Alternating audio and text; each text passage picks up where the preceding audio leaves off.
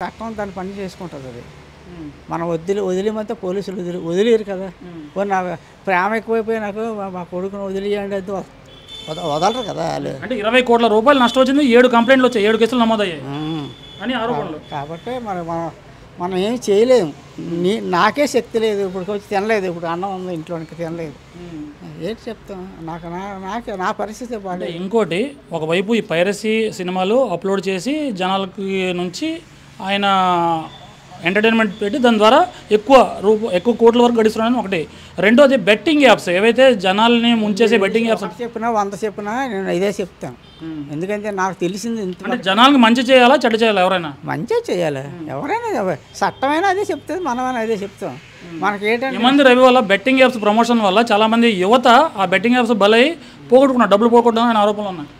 తప్పు. అలాగా అవతల వీడు చెప్పిన మాటలు ఆలో వినకూడదు. ఇప్పుడు బెట్టింగ్ వేస్తారు, నన్ను ఎవరైనా పిల్లమను బెట్టింగ్ వేయమని నేను వెళ్తానట్టే బతిమాలలో వెళ్ళను.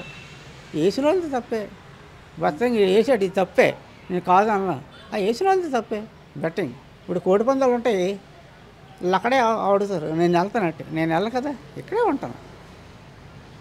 ఇప్పుడు మందు షాప్ పెడతారంటే ఇక్కడెక్కడ వైన్స్ ఊరందరూ వెళ్తూ అవుతారు, నేను వెళ్ళను. మీరు చెప్పండి, ఈ మంది రేవు వల్ల చాలామంది నష్టపోయారు, పెద్ద పెద్ద వాళ్ళకి కూడా నష్టాలు వచ్చాయి, సినీ ఇండస్ట్రీకి నష్టాలు వచ్చాయి. లాగా అడిగితే నేను ఏంటి చెప్తాను చెప్పు.